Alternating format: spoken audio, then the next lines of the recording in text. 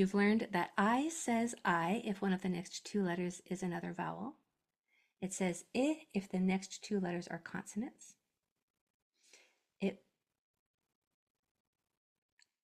IGH says I. Y at the end of short words says I. I in the middle syllable says I. And TI and CI say sh when they are almost to the end of a multisyllable word and there's a vowel after it. So let's practice. Let me pull up my lesson here.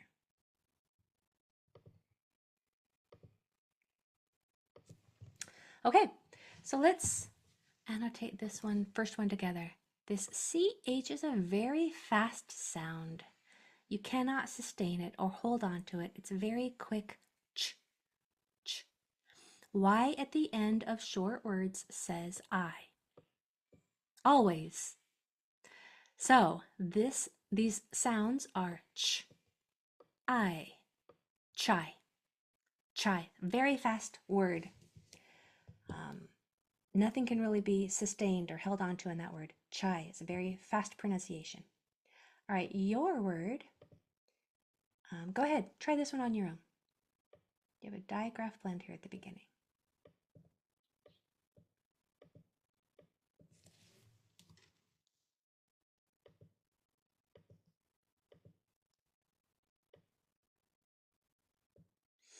All right, so this TH is it's a sustained sound. It actually has two sounds, but most of the time your tongue is going between your teeth and air passes through without any vocal cords being used. So, can you hear that? It sounds like an F, but it's not. Your tongue is going between your teeth and you're blowing. The other sound TH can make is the same shape of your mouth, but your vocal cords are used and your tongue vibrates between your teeth, as in the, this, or that. But most of the time it's going to be a blowing sound like th.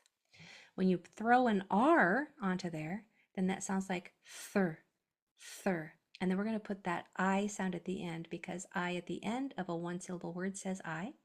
So the sounds are th, I, thry, thry. Make sure that you're saying that in one chunk, one syllable. So it's not thry, thry. Sounds like a three-syllable word. Throw it out there into one syllable, one chunk, one sound. Thry, thry. Okay? All right, let's try this next one. Number 2. So this little double M right here is a quick mental trigger that this I is going to make it short sound. 2 consonants after is a pretty simple way to know that that vowel is going to say I. I mean, it's short sound right before those 2 consonants. But when those 2 consonants are the same, it's an even faster hack. It's just a faster trigger, a subconscious flag that the vowel before it's going to say it's short sound. And then we learned that IGH says I. GH is silent. So the sounds are p, r, I, I. Primi. Primi. 2 syllables divided right here. Primi. M is pronounced 1 time. Go ahead and try yours.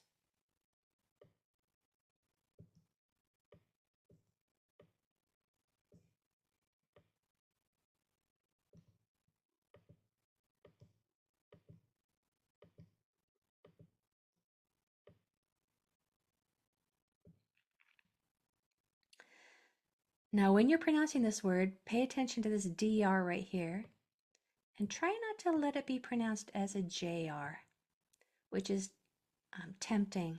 We want to say drum or dress. We want, maybe not we want, but it just kind of, it's easy to say it a little sloppy and have it sound like a J. But you are learning to pronounce words correctly. So focus on the clean pronunciation of these 2 letters. Der, not jur, der. So this I is going to say I because of those 2 consonants after it. Double M is just an even faster trigger. And then IGH says I. GH is silent. So the sounds are D, R, I, I. Drimai. Drimai. Focus on that sound of that D. Now look at how many letters are in that word, but there's only 1, 2, 3, 4. Yeah, 4 sounds. D, R, I, 5 sounds. I. It's hard to write with a mouse. That I sound is spelled with an IGH, and this needs to be a double M so that that I can say I. So that's a lot of letters for only 5 sounds. But that's what's happening there. Would you put a Y or N in the Q&A if you got Drim I on your own before I told you the answer? Did you get Drim I? Just a Y or an N.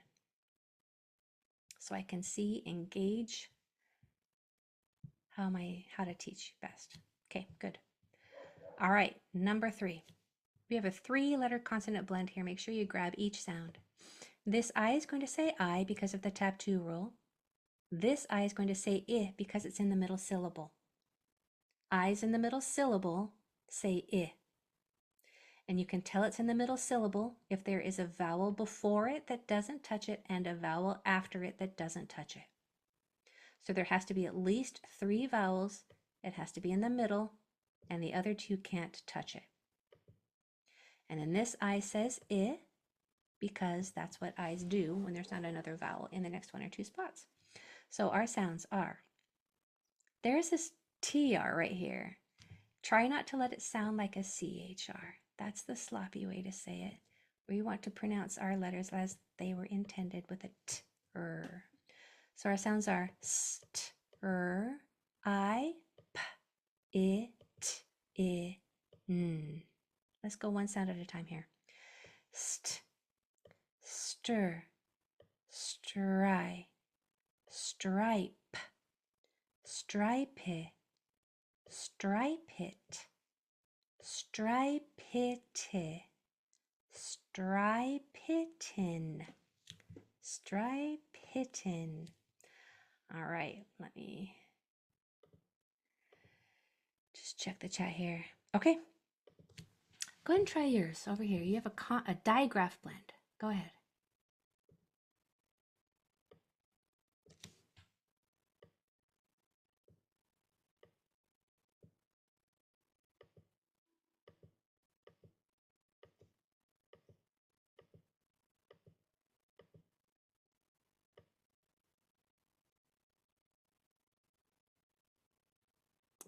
This one's not easy. Take your time.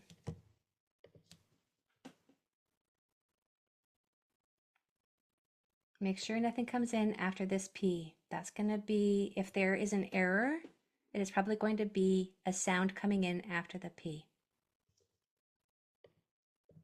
All right. So we have this I is going to say I because of the tap 2 rule. There's a vowel in the next 1 or 2 spots. This I says I because it's in the middle syllable.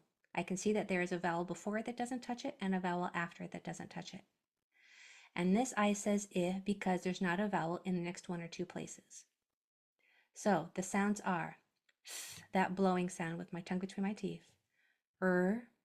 I, D, I, P, I, N.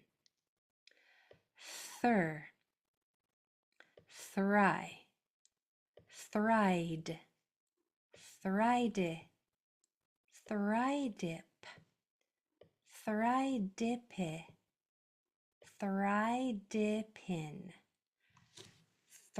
Actually, I'm going to say that differently. If you said thridipin, that's okay. But when we have a 3-syllable word like this, usually the first syllable is accented. And so that would sound like this. Thridipin, with the stress on that first syllable. Thridipin, thridipin. Yeah, it does sound like medicine. Sounds like cough syrup, doesn't it? Put in the Q&A, did you get thridipin without me? Y or N? Nice, Clement. Okay. Nice, nice. Okay. Last one, number 4. So I see, by the way, let me just teach you something fun here, a little fun fact. You probably already know this anyway. TRI is a prefix that means 3. Is it Greek or is it Latin?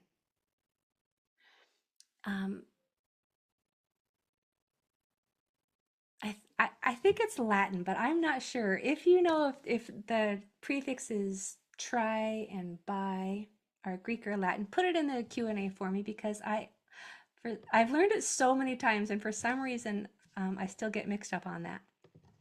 But it's a prefix that means 3. And so when you have a prefix, it can end in an I. A word can't end in an I, that's English spelling, but a prefix can. And then you just add it right to the beginning of whatever the root word is or the base word is. So a triplex or a tricycle, 3 wheels, right? Triangle, 3 angles. Bi is 2, bicycle, biannual.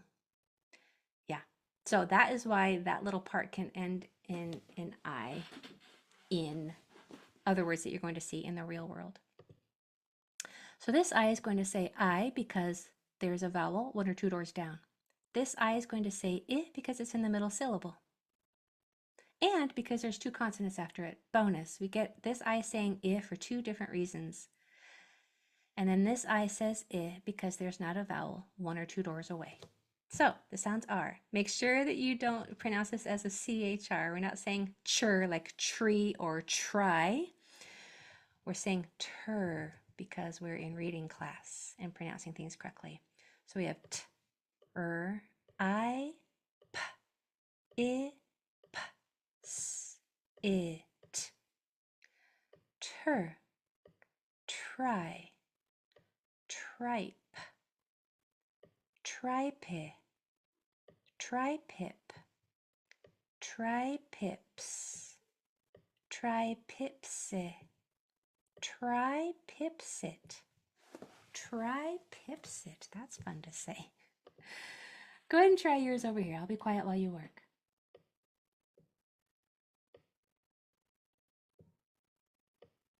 Don't let a sound come in after the D. Take control of this spot.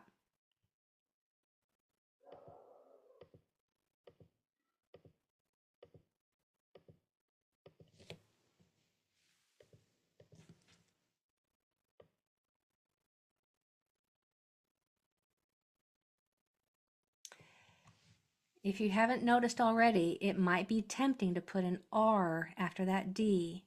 Make sure that you're in control of your mouth shape so it goes straight from the D to the I sound. Feel free to put your questions in the Q&A if you have them.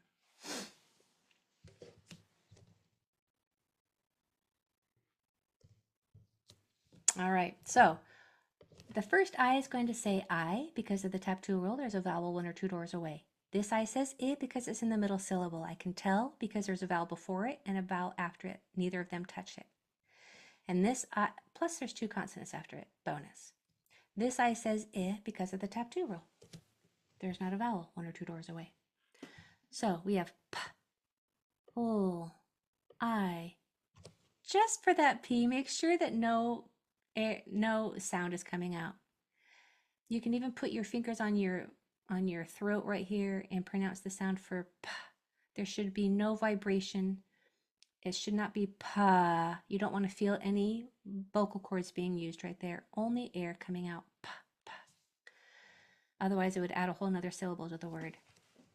So the sounds are p, l, I, s, I, p, d, I, m. Pull, ply, plice, plice, plicip, pliciped. That's hard. Pliciped, plicipdim, plicipdim. Now, if you said it like this, Plysiptim, that's okay. However, if it were following standard or typical accenting patterns, since it's a 3-syllable word, typically 3-syllable words, that first syllable is accented. So it would be pronounced plysiptim. Plysiptim. How did you do on plysiptim? Let me know in the Q&A. Did you get that one? Why? Yes and no. How did you do on plysiptim? Ooh, I like great. Second P was hard to pronounce on number 4. Yeah, because of that D that came right after it. I know. Don't worry if it's hard for you. It's hard for all of us at the beginning. We are all in different parts of the learning path, but the path all goes to confidence. You'll get there. You're on the right path. Just keep walking. All right, is there one of our extra practice that I can do with you before I send you to try these on your own? Which number would you like in the chat, if so? Number 6. Okay, let's do it. Go ahead and try this one on your own, and then I'll come back after and we'll make sure that we said it correctly.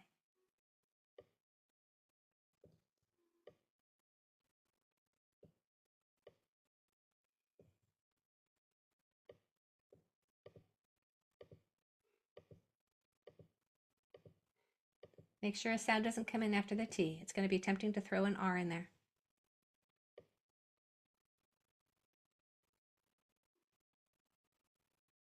The way to do that is to focus on the shape of the I. It's a long grin shape, I. So from the T to the I, your mouth can be in that same shape. T, T, T. Don't let it tur. Don't, no is coming in there. By the way, if you didn't know, L, R, and N are going to be the culprit for most reading errors. So we have to take control of those sounds and make sure that they don't slip in where they don't belong. So our sounds. The I is going to say I because of the tap 2 rule. This I says I because it's in the middle. This I says in the middle syllable, I should say, not just the middle of a word. It has to be the middle syllable. And this I says I because of the tap 2 rule, that wonderful tap 2 rule. So our sounds are th, I, s, I, t, I, sounds.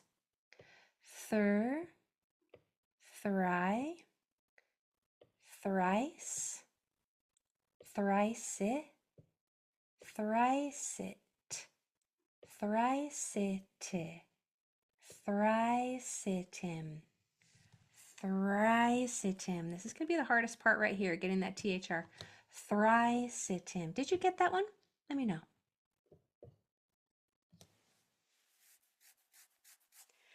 Thricetim. Okay, Nicole. Thricetim. All right. Is number 5 a G sound or a J sound? Let's look. Number 5, right here, it's going to be a J sound. Yeah, J. So G is allowed to make the J sound, but J is never allowed to make the G sound. J is always going to say J. It will never say anything else. Okay, a couple other questions here. Let me see. If you have a 4-syllable word and I is in the third, would it say a short I? Brilliant question. So she is saying, if you have, so we know that if I is in the middle syllable of a 3-syllable word, if there's a vowel here that doesn't touch it and a vowel here that doesn't touch it, it gets to say I, but what if it's a 4-syllable word or even a 5? Yes, as long as it is in the middle, it gets to say I. Middle meaning there's a vowel on either side of it that doesn't touch it. It doesn't matter which middle syllable it is, as long as it's in the middle. As long as it's the cream in the cookie or the turkey in the sandwich, it gets to say yeah. All right, number 4. Yeah, we'll throw that one in. Let's try it. All right, go ahead and try number 4 on your own.